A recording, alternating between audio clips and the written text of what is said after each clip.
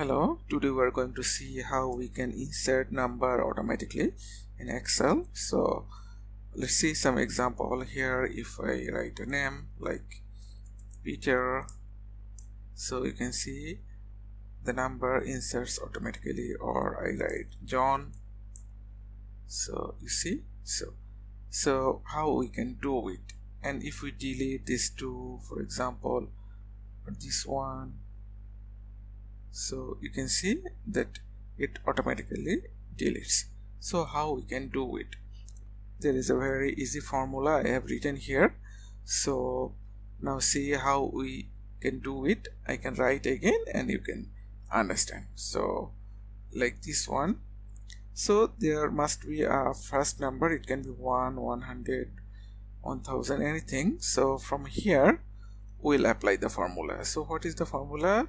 That is equal sign, then if, then a logical test will bring it is blank, so is blank. So which one is blank? This one.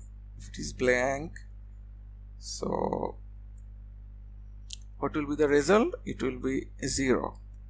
So like this one, then quote, space, quote, comma. But if there is a name, then what will be? It will be like this one plus 1. So then close. Now enter. I think you understand. Now what you need to do, you just need to copy and then paste here. So when you write something here like name Peter or John or any other name, you just put, it will add the value, insert the value, automatically insert the number. So if you delete, so it goes. I hope you understand. This is very easy but very helpful. So thank you so much for watching.